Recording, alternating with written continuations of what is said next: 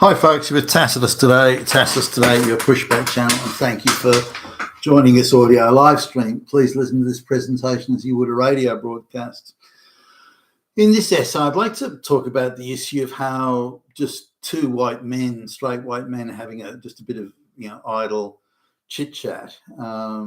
If there is a minority person in the room, or any minority people in the room at the same time, they can claim that racist misogyny, patriarchy has been engaged in. They can go straight to HR, and HR will take it up as an absolute burning issue that has to be investigated. And these straight white males, threatened and slapped down and just shown that their evil Nazi fascist ways won't be tolerated, and so on.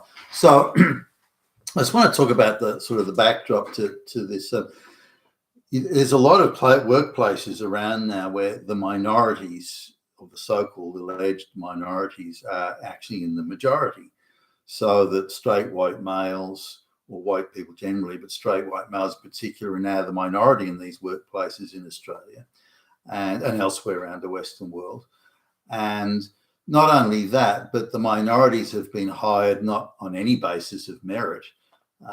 They've been hired simply to fill quotas, and many of them have been radicalized through the NGO and the college education system. Bear in mind that some of them may never have had a job other than placard waving for NGOs. So these people are intensely radicalized, and they're not coming into the workplace to do any work or to produce or create or build anything. They're there to use the workplace as a platform for revenge against white people for these imagined hurts that could go back centuries, by the way. And they've been radicalized along those lines. Things that happened in the 1600s, for example, 400 or 500 more years ago, that's we've got to make white people pay for that. And they also got these notions of restorative justice, and so we have to be paid double what white people are today, simply to rebalance the equation away from that evil, wicked Nazi, fascist, slavery, colonialism, yada yada. So, and these people are also quite low IQ. They don't have to get on with white people. They don't have to sort of fit in or anything like that, because to fit in or get on with white people is surrendering to the evil, racist, fascist, Nazi patriarchy. So here are these prickly people bristling with anger and hatred and hurts, radicalized out of all, and also low IQ, so they're unable to think their way out of their situation. So it's become a prison in their own mind, where they imagine fascists and Nazis and patriarchy that are everywhere, and that it's their job to fight it. They're leading the resistance. They're not there to do a job.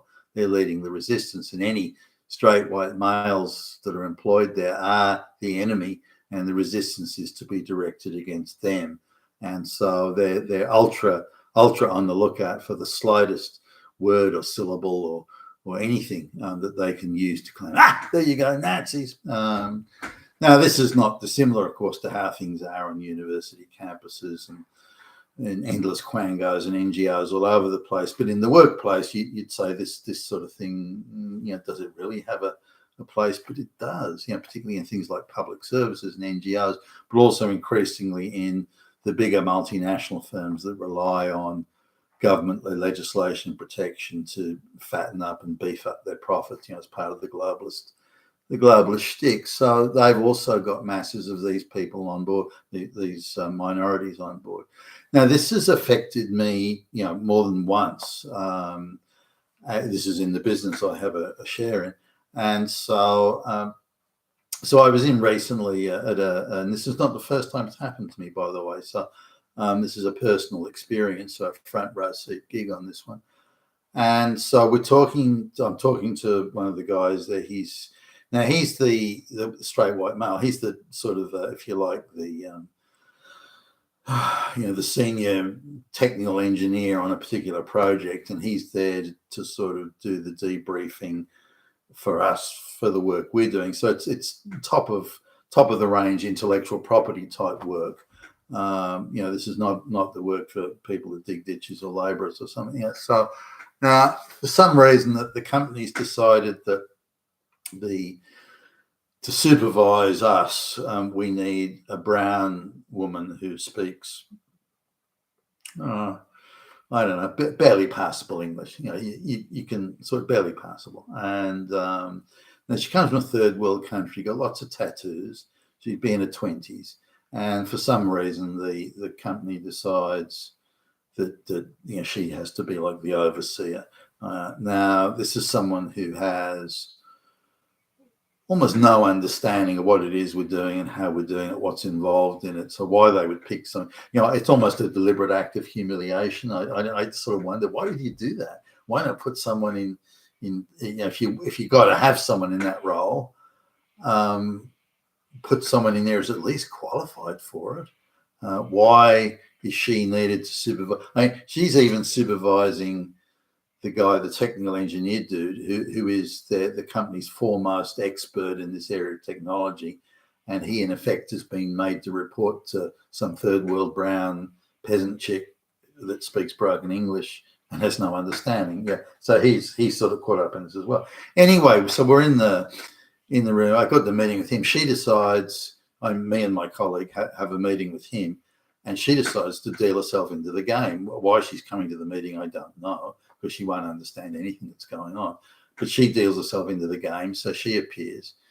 And she's doing something, I don't know. So while we're waiting for her to do this incredibly important whatever that she's doing, I chat to him about, I can't remember how it came up, but it turns out that he and I had been to the same rock concert, like a famous rock star had been to the same rock concert on the same day, and you went to that one on that day. So just idle chit chat. We're just waiting for her to get her stuff together.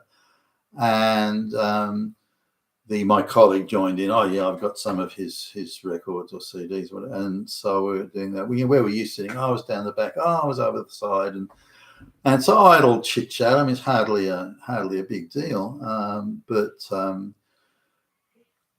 she ended up, as we discovered later, took offence at that. And again, this is not the first scenario. A very similar scenario happened a few years ago, and so her complaint. She goes to HR and complains that she wasn't included in the conversation, and now she could have piped out at any time and go, oh yeah, I like that guy's records or songs, or this or that one's my favorite. Yeah, I went to another concert or that concert. So she could have easily joined in. There was nothing to prevent her from joining in.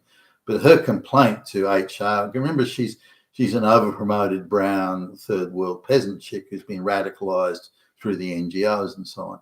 So she says, well, the problem is that it's two straight white guys talking about a straight white guy who's a rock and roll star, and two white guys talking about what they did, and she wasn't invited to be included.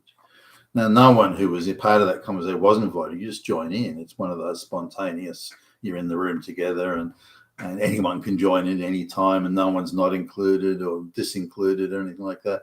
But she decided to go to HR and present it that she was willfully and purposefully, maliciously, Nazi-like. The fascists didn't include her in the conversation. Now, she made no attempt to join in. I don't even know if she knows that. Right?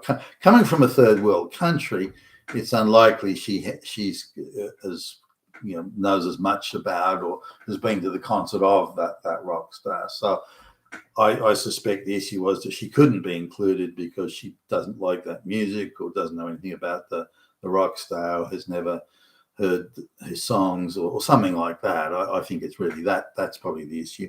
And so she decided to make it out to be straight white guys not including me. That's racism. I'm going to go to HR. So now, the technical guy who's an employee of the company, he was in sort of more trouble than we were, but he's only a little guy. I mean, he'd be 5'5", maybe, pretty scrawny. So the HR chick, who was quite a solid build and probably 5'9", I guess, she could easily intimidate him. He was scared shitless of her. Bit of a different story with me though, or me and my colleague. So, when we're not employees of the company, so she comes along saying, well, you've committed that. I said, well, I don't agree. I don't accept that for a minute. What proof do you have? We've got a complaint by a brown woman. That's all the evidence we need. Well, that's not good enough for me. I'm not responding to that. You have to produce evidence that there was, this is it's our policy. Okay, I need to see that if we've contravened the policy, and that's a very important matter. If we've contravened your policies, can you show me that policy in writing? Oh, well, what do you mean? Well, what are you saying? If you say that your policy, we've contravened your company policy, and that is a serious matter, and we want to deal with it. So please show me that policy that you're referring to. Show it to me in writing, and we'll determine together to the extent to which, if at all, it has been contravened or violated. There's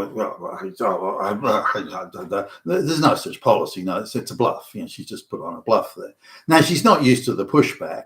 I think she's played that card a number of times, and everyone else has gone down like a sack of shit. But no. If there's a policy there, it's in writing. I want to see it. And if it's been violated, then we'll make all due apologies and compensations that are relate to that violation or contravention. But no such policy exists. It's an unwritten policy. Yeah, sure it is. So she tries a few more bluffs, but no, I'm not having it. Then she tries, well, you have to do what we say because you're like a subcon. No. Let me. So I always keep it with me. So I whip out the contract straight away and says, no. What it says here is this, and this is the contract that we've signed, and your chief executive officer has signed. Now, if you want to make an amendment to this contract, then you put it in writing. We'll consider it, and we'll make the necessary variations and add whatever costs on that are required. Or you have to attend our race sensitivity training course. Fine, we'll do that, and we'll have everybody involved in the project on it. But you're going to pay for that. You will pay us $2,000 a day per person to go and do that, plus any traveling or anything like that. People remotely and this. Oh, we don't. Yes, you do. You do have to do that. So you put that in writing. That's what you want. We'll quote you a price, and then we can go forward from there. And your chief executive officer can sign off on that. And by staying sort of very formal, you can't swear or use cuss words or something. You have to be keep very calm but very decisive and very firm. So this is the situation. And eventually she backed down on everything, and then asked sort of rather meekly in the end, well, can you? And this is in fact, this is probably the worst part of it. She then says, well, please don't talk to other white guys in the room about anything while the brown people or the minorities are there. So she was asking, she wasn't ordering, but just in the interest of not having further drama there, she said, if there's you white guys, just don't talk to each other in the room. Then you can't offend these minorities, and that's sort of what. The white people aren't allowed to talk to each other in case a brown person gets offended about, you can't talk to each other about anything. So the people that have been born and bred in Australia and so on have all the shared values and shared experiences and what songs or rock stars you like. You're not allowed to talk about any of that in case it offends someone who's come from some third world country who isn't involved in that, because they can claim, that's racist. And that's the insanity of what's going on today. You're in Tacitus today, your pushback channel. Thank you for listening.